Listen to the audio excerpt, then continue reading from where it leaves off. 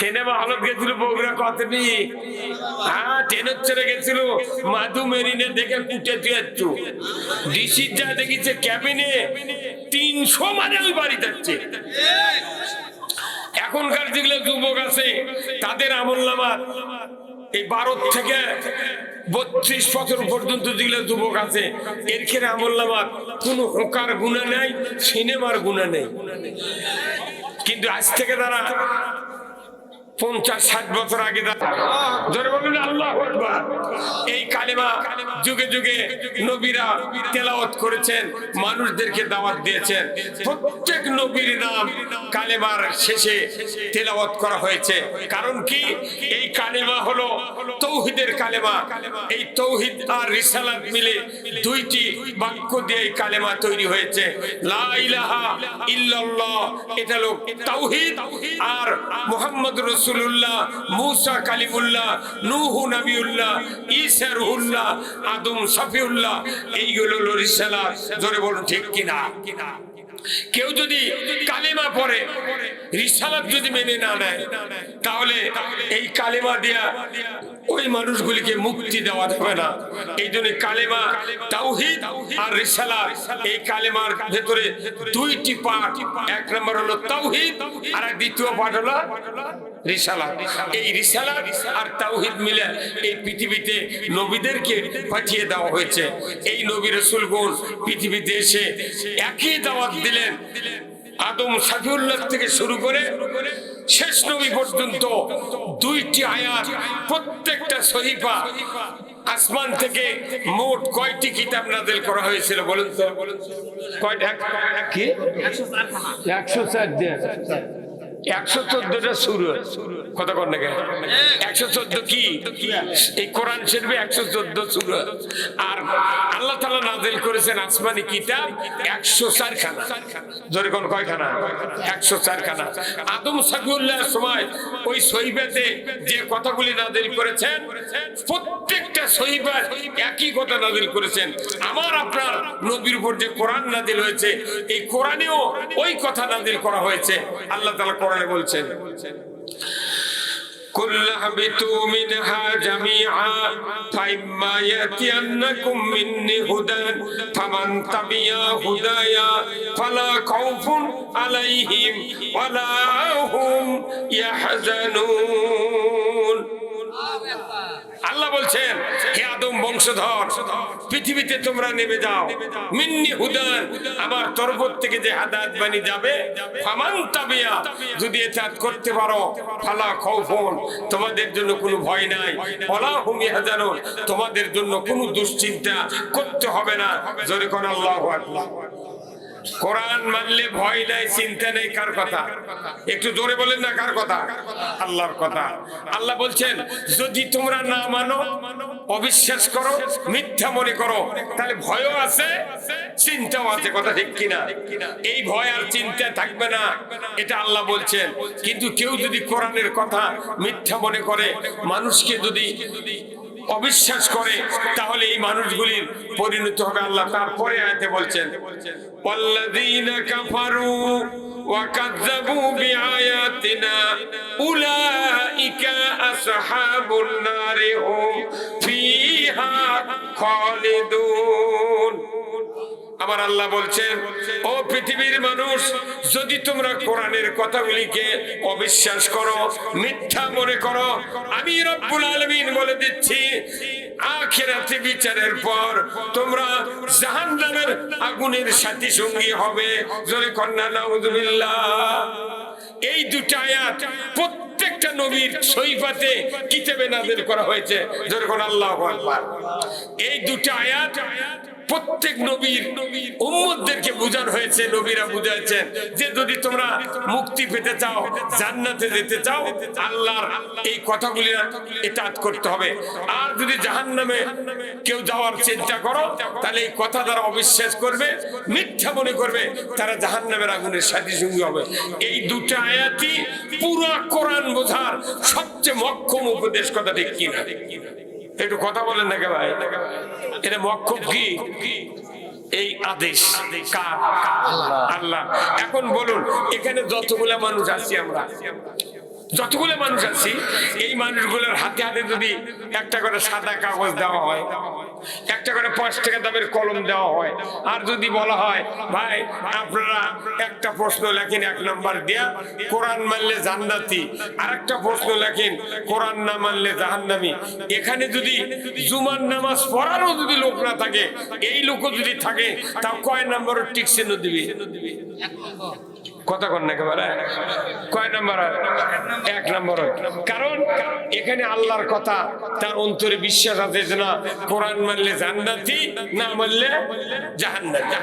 এরপরে আপনি বাড়িতে গেলেন, আপনার বাড়িতে যাওয়ার পর যে 4 জন 5 জন 7 জন করে সদস্য আছে তাদের হাতে এরকম খাতা দিলেন, কলম দিলেন, বাবা তোমরা লেখো তো বাড়ির যত মানুষ আছো 1 নাম্বার প্রশ্ন কোরআন মানলে জান্নাতি, না মানলে জাহান্নামী। আপনার বাড়ির যদি ঈদের নামাজ না পড়ানো লোক থাকে, কথা কন না, তারপরেও 1 নম্বরের টিক চিহ্ন দিবি, কথা কন না ভাই, দিবে না? ও নামাজ না পড়ুক, ঈদের 5 ওয়াক্ত তো পড়েই না, ঈদের নামাজও তো যায় না, তাও ওই প্রশ্নে টিক চিহ্ন দিবি 1 নম্বর, কথা কন লাগে ভাই। এরপরে চেয়ারম্যান যান, একটা ইউনিয়নের চেয়ারম্যান আছে, 1 জন 9 জন পুরুষ মেম্বার, 3 জন আছে ভাইস চেয়ারম্যান, কথা ঠিক কিনা? এখন এই 13 জন মানুষ ভোটের ঘরত গেছে, সচিব যদি কাগজ দেয় কলম দেয়, আপনারা লেখেন তো 1 নাম্বার কোরআন মানলে জান্নাতি, 2 নাম্বার না মানলে জাহান্নামী। দেখা যাবে যে মেম্বার 6 মাসও ওযু করে না, ইও ঠিক চিহ্ন দিবি কোরআন মানলে জান্নাতি। এরপরে চলে যান সংসদে, 300 জন এমপি, 300 জন এমপি বসে আছে। স্পিকার যদি বলে যে আপনাদের সবার হাতে কাগজ দিলাম, আপনারা লেখেন 1 নাম্বার কোরআন মানলে জান্নাতি, না মানলে জাহান্নামী, লেখেন। এখন যদি বলে ঠিক চিহ্ন দেন, কোন প্রশ্ন আপনারা গ্রহণ করবেন, ঠিক চিহ্ন দেন। টাকলা মুরাদের মতো এমপি যদি থাকে, তাও ঠিক চিহ্ন দিবে 1 নম্বর, কে ভাই? কারণ কোরআন মানলে জান্নাতি। তাহলে বাংলাদেশের এই ৭০ থেকে শুরু করে সংসদ পর্যন্ত এই নেতা করে বুঝাতে কয় মিনিট লাগলো? কত মানে 1 ঘন্টায় নাই লাগুক, 1 ঘন্টার মধ্যে সব মানুষ একবারে পাকা কোরআনের পক্ষে এসে গেল। কথা ভাই কি খারাপ বললাম? অথচ দিনের পর দিন বক্তৃতা হচ্ছে, বছরের পর বছর বক্তৃতা হচ্ছে, কিন্তু দেখা যায় বক্তার বেটায় বেনামাজি, কি ইমামের বেটা ডবল বেনামাজি, মুয়াজ্জিনের বেটা রিডবল বেনামাজি, মোতালের বেটা ট্রিপল বেনামাজি, হাজির বেটা ওযুই জানে। এই লোকটা তাকে থাকে কি এই লোকটা, আপনি এই দিক তাকান তো, আপনি নিচে থেকে থাকেন, এই দিক থেকে আমার সাথে কথা বলেন।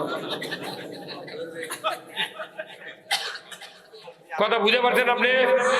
তাহলে এত বক্তৃতার পর যে মুয়াজ্জিন আমাকে জুম্মাত, মুয়াজ্জিনে আযান দেয় আমাকে জুম্মাত, আমার জুম্মাত, অথচ দেখা যায় মুয়াজ্জিনের আযান শুনে ওই গ্রামের 20 জন লোক নামাজ পড়ার জন্য জুম্মাত যায়, কিন্তু মুয়াজ্জিনের বেটা কোনদিন জুম্মাত পাওয়া যায় না। তাহলে বোঝা যাচ্ছে আযান দিয়া বক্তৃতা দিয়া নামাজি বানান সম্ভব নয়। তাহলে কি করলে নামাজ কায়েম হবে? এই কথা কোরআনে আছে না নাই? এই জোরকার আছে না নাই? আমাদের দেশে আকিমুস সালাত নাই, আমাদের দেশে আছে ইকরাউস সালাত, তোমরা নামাজ পড়ো। কেবা কি একবারে 10 জন মানুষ আছে, বুড়ো বুড়ি পরে আর চেংড়ারা করছে বুঝি তো ইংরেজ আমরা এখনো টাইট আছে, যতক্ষণ থাকে চামড়া টাইট ততক্ষণ আল্লাহর সাথে করে ফাইট। কথা কর না, চামড়া হাতে ঢিল, পীরের হাতে মুরিদ লিয়া আল্লাহর সাথে দেশে মিল। দাঁত পরে কাছে করছে আল্লাহ আমাকে বউ দেখে পারে না, সোল বল দেখে আল্লাহ আমি কোনটি যাবো, আল্লাহ তুই ছাড়া আর কেউ নেই। তখন আল্লাহ করছে তুই হোকা খাচ্ছ কয়টা? কথা কয়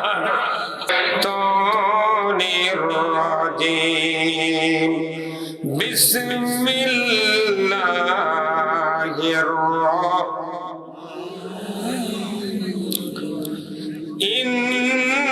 ইন্নাল্লাহা ওয়া মালাইকাতাহু ইউসাল্লুনা আলান নবী ইয়া আইয়ুহাল্লাযীনা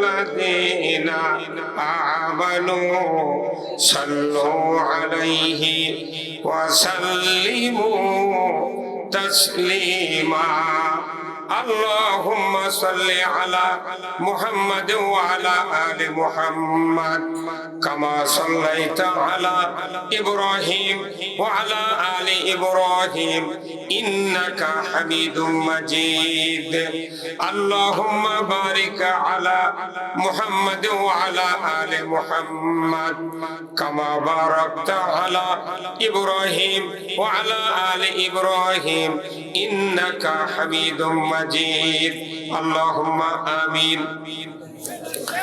ربنا ظلمنا أنفسنا وإن لم تغفر لنا وترحمنا لنكونن من الخاسرين আয় আল্লাহ তাআলা বাংলাদেশের এক ঐতিহ্যবাহী পৌরসভা তালোড়া তার অন্তর্গত দুবরা দক্ষিণ পাড়া আমরাই পারি যুব সংগঠনের উদ্যোগে আজকের এই প্রথম অধিবেশন বিরাট ওয়াজ মাহফিলে বসে আল্লাহ শত শত ইমানদার নরনারী কয়েকবার দরুদ ও সালাম পাঠ করে আপনার শাহী দরবারে হাত তুলেছি।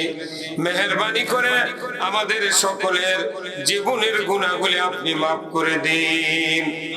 রব্বুল আলামিন এই মাহফিলের যারা আয়োজন করেছেন, আমরা যারা কোরআন শোনার জন্য এসেছি, আমাদের ভেতরে যারা দরদের বাপ মাকে হারিয়েছি, কবরগুলিকে জান্নাতের বাগান বানায়া দিন।